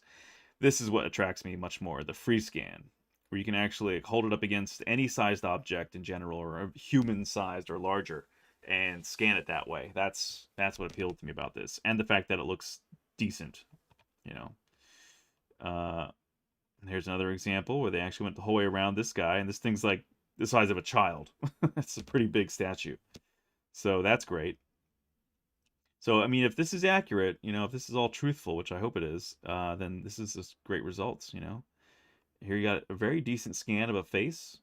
I mean, again, we're not probably getting micro pore detail, but this is already the quality that we're seeing here is pretty much, that's more detail than what we have in the Keanu game res scan here, right? Like you see that, that's really smoothed out because the original, because it's using maps also to get higher detail. Of course, they're using normal maps and not displacement, but albedo and specular maps and roughness maps. But here, I mean, you can see they got about the same detail, if not even a little bit more, from a scan just from this guy's face. So it's pretty good. It's pretty good detail. And it's so small and handheld. Like, it's just awesome. It's great. And again, another statue example. So anyway, yeah, I mean, I think it was a few $100. So pretty cheap for a scanner. And if these are all, honest results, hell yeah. Absolutely worth it. Here they're scanning, I guess that's a duck decoy, because I don't think a real duck would sit that still. And again, the quality is great.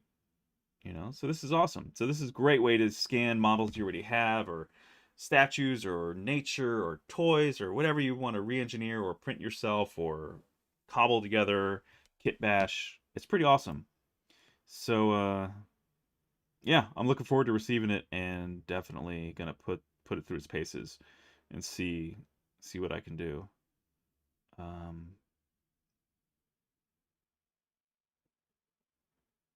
And see, that's cool that you can combine it here. You can combine the handheld with the turntable. Awesome. So that's what I think so many people wanted this for so long, and but at this kind of price point, and now it's finally being made. So anyway, so yeah, check it out. I think the site's just revo.3d.com. Yeah, I can throw it in the chat here if you guys want to check it out. I think you guys can just buy it through here now.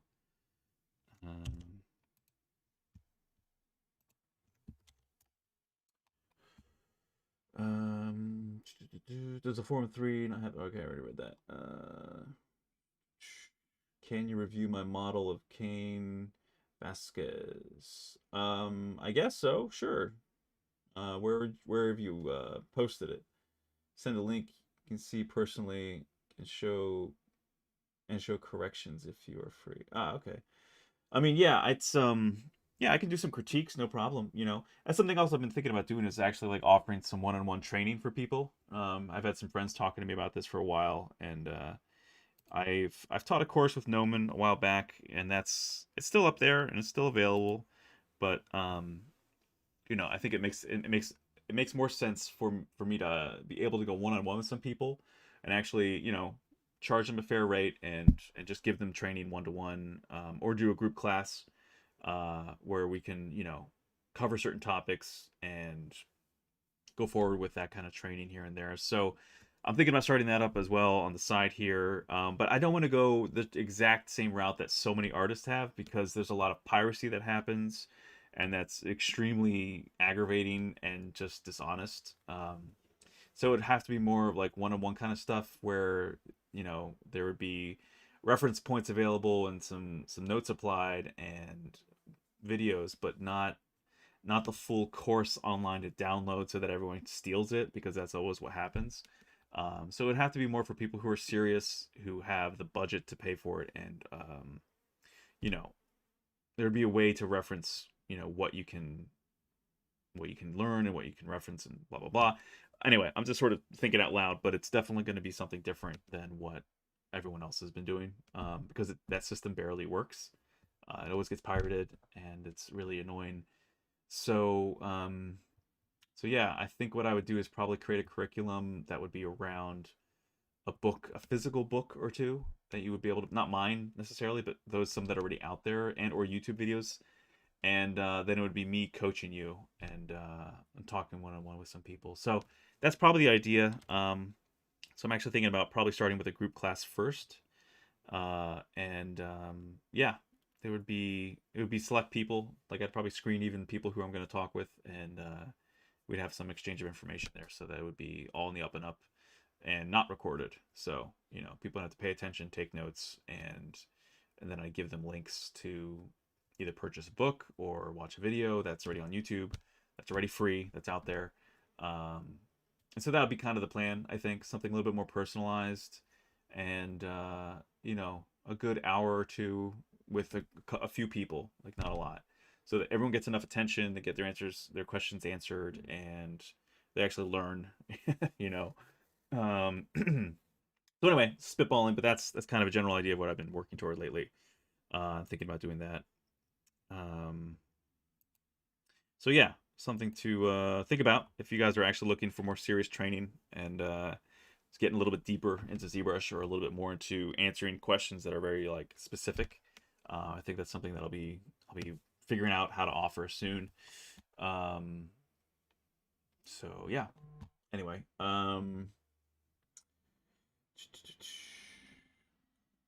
so Ibram, if you want to email me, you can email me a link or something, and I can check that out for you quickly.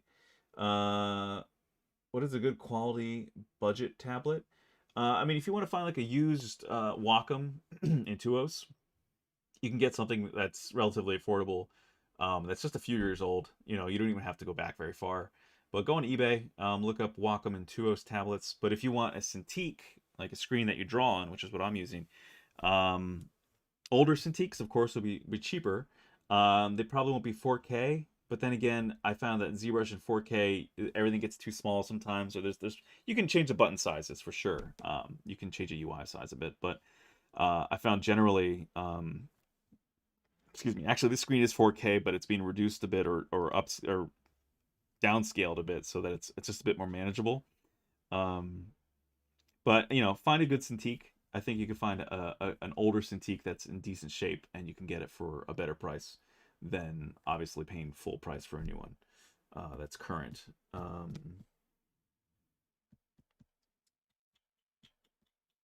Pixologic, ZBrush shared link to Gumroad.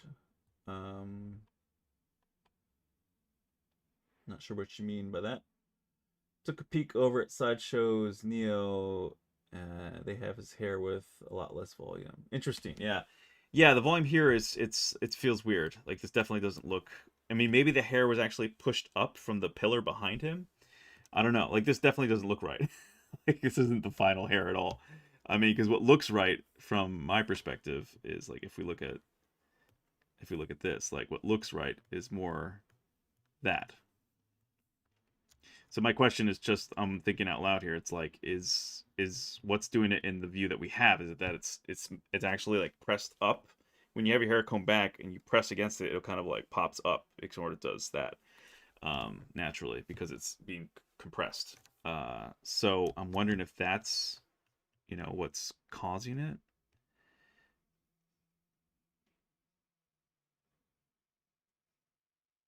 So because it's like this is out there. It's just weird, you know? It's like, how exactly was the hair? Maybe, like I said, maybe that's what it is. It's just being compressed and it looks fine from this angle. But if you were to view him from the side, maybe you'd actually see that the hair is being pushed up by the pillar. I don't know. I'll probably have to make a compromise there because I mean, again, unless it's like the angle of the face, but I feel like the angle of the face isn't that far off, you know? So maybe there? I don't know, maybe his face is looking down even further? Maybe that's it?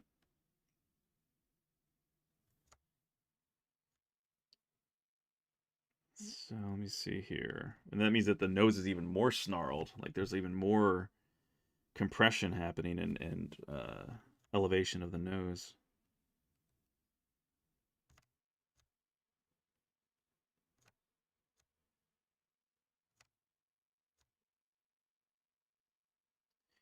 Yeah, but I don't think it's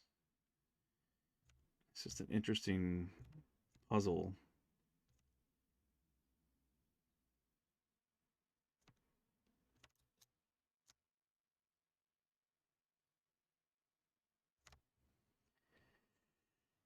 It doesn't look right though. Like angle of the face is too low.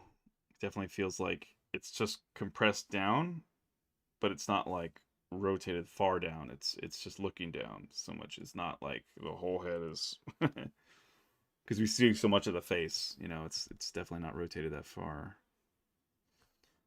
So it's an interesting puzzle. Like I feel like this is about right.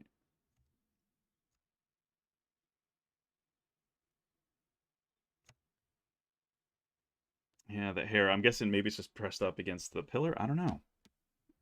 Or just it's just fluffier here, and because you know every shot there's a reset typically. They're not just they don't have multiple cameras running simultaneously where they shoot. They just go from one shot to another. There's so many cuts in this scene. There's a lot of resets and changes. So one angle is like one shot, and the next angle is a completely other shot. Um, you know, it's a whole other take, I should say. Obviously, it's another shot. It's another take. Um, anyway, we're getting up to 4 o'clock here. Do you know much about Playmaker for Unity? I don't know anything about Playmaker. Sorry. Not even sure what that is. I know what Unity is. I mean, I've worked in the engine a bit, but not deeply. I've mostly just worked on importing models and making lighting and assigning materials, like that kind of stuff. You know, kind of what my experience is with Unreal right now. Um, it's basically where it's at currently. Uh, R, yes, please. I'll teach you if you teach me. uh, Tom R or Thom R, was that yes please for a group class or what? Like let me know what you guys think. If you guys would be willing to drop, you know, some money on a group class, the more we get in the group, the easier it is to kind of make the price a little lower. You know, so I have to think about pricing, but you know, it wouldn't be more than, you know, a few $100 for like, you know, a week of like an hour or two long class, you know, every other day or every week or something like that, to help you guys kind of accelerate and focus in on what you want to do. But let me know. Yeah, let me know if that's something you guys would be, if you guys and gals would like that, if you guys are interested, to get a little bit more customized lessons and, you know, kind of help you with your own personal projects, learning whatever techniques, I mean, you know, you need to learn. Actually looks similar to the first gen of Microsoft Connect, which had some scan abilities and software. Second gen Connect can too, but you need to buy the PC I/O adapter. Interesting. What do you think of the Artisol tablet? I have no idea. Never heard of it. Never seen it before. I can Google it quick. Um, Artisol. Just copy that and paste it.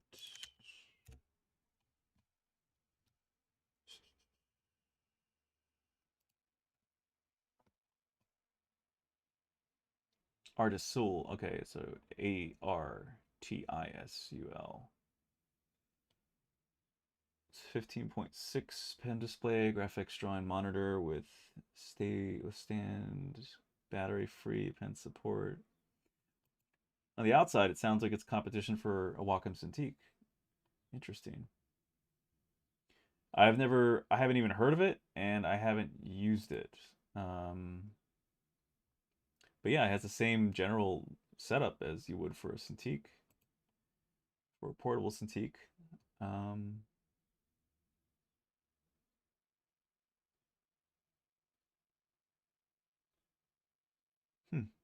Interesting. It's well rated. I mean, out of 57 ratings, it's 4 stars out of 5. Interesting. I'm looking at it on Amazon if you guys want to check it out. Um,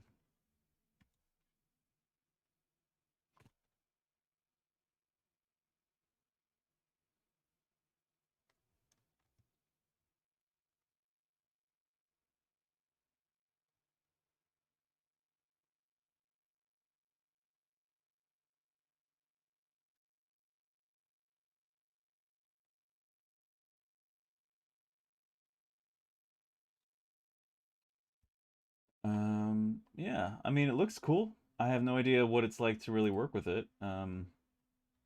It's the one downside of many downsides of not having trade shows anymore is we can't go and just go to booths and try out all this stuff. But it looks very competitive for Cintiq. It's interesting. Hmm. I know there's one or two companies out there that are newer that are building things to compete with Cintiqs with Wacom, and this definitely has an attractive look to it. Like I won't lie, it looks a lot like a Cintiq. Yeah, interesting. I wonder if there's a lag. I'm watching some people work on it right now. I'm wondering if there's like much of a lag, or if it's this is on Amazon, or if it's yeah, I wonder. Interesting. They're doing a lot of 2D stuff here, but yeah, I wonder how it would work with ZBrush if it'd be comparable to Cintiq. Yeah, they list it there, of course. Interesting.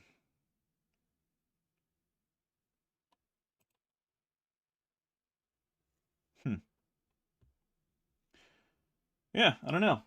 I mean, it looks competitive for sure. It could be a good alternative. I mean, have you guys been using it? Have anyone out there been using it? And let me know what it's like. Curious. I mean, I've been a diehard Wacom supporter for forever.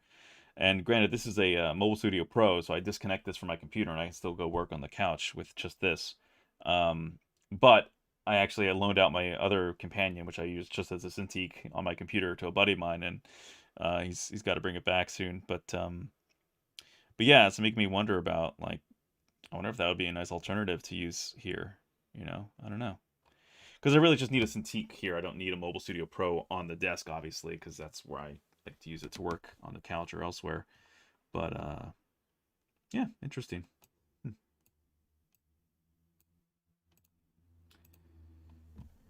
Um, all right, guys, gonna wrap things up here. Let's just see what else is in chat. Please check your mail. I've shared you a link. Shared in chat too, up in the chat. Okay. Maybe his movement too, as he slams back against a pillar. Yeah, that could be too. Yeah, yeah. Goofy King, how do I improve sculpting? Give me some tips. Uh, Tom R. Cool. Goofy King, that's such a vague general question, and we're at the end of chat. Sorry. That's how do you improve sculpting? Practice. I mean, to give you a quick answer to your quick question, that's a huge question. Practice though, that's the answer, man. So it's just study and practice, see what people that you like do, and then imitate that technique, practice that technique, I should say, not imitate. Um, Google, YouTube, or take a course, or like I was saying, like if you want to sign up to join a group class, I'm thinking about doing that.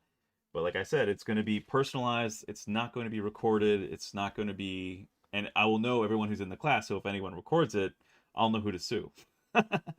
I'm kidding, but not really. Uh, it's all about. It's going to be personalized. It's going to be about people coming in who know their stuff. Like I'm not going to be working with students who don't want to do the work. You know what I mean? Like you're going to pay for X amount of hours for everyone in a group class, and you got to show up or you miss the class. It's just like a regular college class. If you don't go to class, you miss a class. They're not going to give you a recording of it. So it's going to be live, one-on-one, or I mean, group class, but everyone gets one-on-one attention. And then if it's probably going to be like 4 or 5 people within one class, maybe a little bit more, and then we'll do like 2 hours where then everybody gets a certain amount of time, and then you know, you can share your screens in real time, and we can all help each other. So it'll be cool. I think it'll be a nice vibe. It'll be, you know, easy, fun, positive, welcoming. It's me, you know what I mean? Like, I'm pretty, what you see is what you get. I don't I'm not a two-faced kind of person. So yeah, should just be a nice way of just everybody kind of learning what they need to learn, and in an accessible way. um by the way, thanks a bunch for the stream. I have been lurking for most part, but I'm a regular on the Pixar channel. Great stuff. Oh, thank you. Well, I'm glad you liked it. I hope it was helpful. I know it wasn't like the most dynamic, exciting thing, but you know, I'm trying to also show people the process of, you know, how I work and what I'm working on. And, you know, it's not about speed sculpting. That's the reality of this industry for anyone who's newer. You can, I mean, that's a nice party trick, you know, like anyone can learn to speed sculpt something like in Dynamesh and just make something look cool and nice. And that's fine for concept art too. That's typically how it works. But when it comes to something that you want high quality and you want it to really be a piece of art that you're proud of and that you want to give people, you know, or at least present yourself well, you know, your work, it's time consuming. It's time consuming, and it's tedious, you know. So that's where it's taking time. It's a labor of love. I wouldn't say it's even laborious, because that sounds like it's painful. It's a negative connotation, but it's work. It's not play only, but it's, you know, but you can find pleasure and enjoyment in the process of seeing something come together. Like, that's always nice. So that's where this is now. It's like, this is fun. This is fun for me, seeing it come together. It takes time, but it's still rewarding to see it all taking shape. So just trying to get some of that in there. Last minute touch-ups before I stop the stream. It's getting there. We're almost there. It's really gonna be focusing on just the actual face at this point, and a little bit on the ear, and then that face will be done. And I'll just throw in like basic eyeballs, because you won't really be looking at the eyes, because I'm going to fuse the glasses. I mean, I really don't even put eyeballs, because the glasses will be, since they'll all be 3D printed and those are such fine, you know, frames, it's really going to be fused. It's going to have to be extruded out from the head and, you know, fused to it. So that's going to be another little interesting challenge. But granted, it's great that they're so tight against the face, so it really doesn't make for there to be a huge shelf bulkiness, you know, coming away from the face. Otherwise, I'd have to really try to print them independently, and that would just be hell, because they're so small and thin. But anyway, let me save this before we get too far ahead of ourselves. And let me wrap up with the chat. Now, Wachowski says the one's directing Matrix 4. Yeah. Which one is it? Lana? Lana, yeah. I think it's Lana. Yeah. Used to be Larry. Yeah. Before lockdowns, I taught private game dev classes in person, a 6-month course for $120 a month. I tried 22 students in one class, but the sweet spot for effectiveness was around 12. For me, anyway. I got you, Ryan. It's nice to know. Thank you. I used a Hyun tablet. Yeah. I'm not probably saying it wrong. It's not probably Hyun, but I don't know how to properly say that. They are cheaper because they're only 1080p. Yeah, I remember hearing about them. I've seen them around a lot, and I remember dabbling with them here and there at like SIGGRAPH like years ago. Yeah, I mean, they were okay, but they still didn't feel like they had that, because I think they had a battery powered pen, right? Powered stylus. But yeah, this other one, the Art Soul, looks decent. The fact that they don't have a battery powered pen is great, because that's like Wacom. I've only seen 2D, was interested in it for sculpting. Class for 3D printing. I mean, yeah, it could be that too, because I think there's a certain amount of time that you're locked in with Nomen before you're allowed to teach the same information elsewhere, and I think it's like a 2-year or a 3-year lock-in. But anyway, it's been more than that now, so I'm pretty sure I'm free of that. So yeah, that could definitely be something we could talk about too. We could do a class for just ZBrush, and then specializations of ZBrush, like, what are your general questions in ZBrush? What do you want to learn? You know, I kind of probably need to do a poll, like do a little MailChimp poll or something. Find out what people want, what areas you guys would like me to focus on with you. And then we would be restricted to that. And then another class could be, you know, leveling up, or from beginner, another class could be like intermediate, another class could be like fellow professional who just wants to get into 3D printing or wants to go from that to production, whatever, something like that. I just watched this guy sell himself for 20 minutes. I guess you did. Hello, hello. Anyway, are you finishing up? Yes, I am finishing up. This is pretty much it. How do you feel about Xpen's line of graphic tablets? I own two, and in my opinion, they're awesome. XP pens, I haven't used them. I think I've dabbled with them once or twice. Again, this is like years ago, though. We're talking like 2 or 3 years ago or more at SIGGRAPH, if I'm not mistaken. So I can't really speak to it, honestly. I'm sorry. I just don't have a lot of experience with it.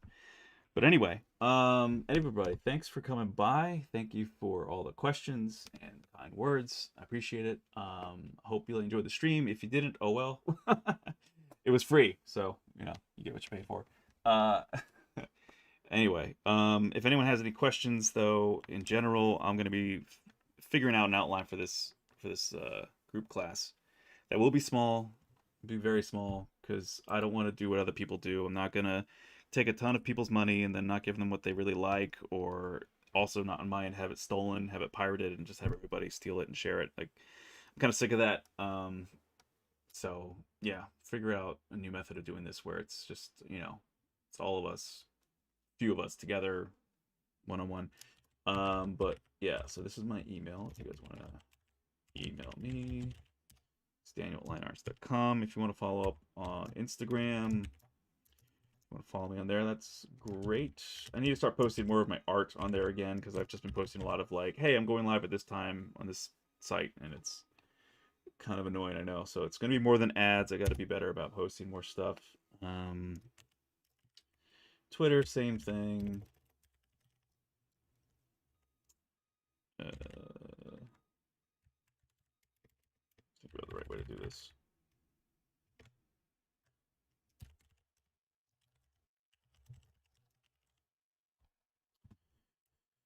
Is that right? Yeah, that's right. And email, IG, Twitter, and of course website. Anyone interested on my work.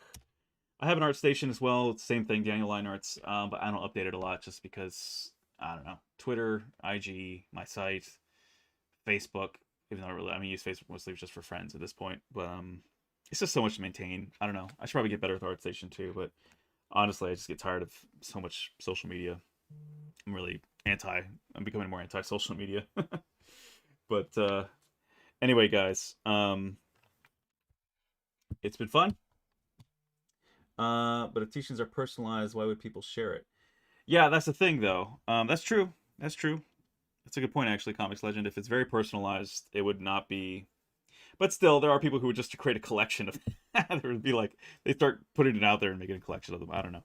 But yeah, hopefully, if it's personalized, people wouldn't really be sharing it also, because they would be. You'd know who shared it. But yeah, that's a good point. And Ryan, thanks for that tip about just the small class sizes, though. Appreciate it. I'll actually save that just for reference, because that's some good experiential advice. Because I've always been on the sidelines for teaching, except for my Gnomon class and doing these kind of streams. So it's about time that I start doing my own stuff here a little bit. It's like we got to find other sources of income too, man. It's like things are so weird right now. Like employed, unemployed, employed, unemployed, like gig, no gig. It's like all this stuff is just varied so much now that it helps to be able to have other streams of revenue somehow, because we all gotta pay the bills. We gotta eat. So yeah, all right. So next stream will be with Pixologic. That will be next Tuesday. So I'm doing this now Tuesday, Sunday, just that instead of going back and forth a lot. So at least we'll do 2 weeks one way, 2 weeks the other way. So next Tuesday I'll be back, and I'm probably going to try to keep working on this guy before then. And if I do, I'll post about it on Instagram, and we'll stream it on Twitch. in between this this stream. So, or these streams. So, all right. Cool. All right. Thanks everybody. Take care. Be well. And I'll talk to you later.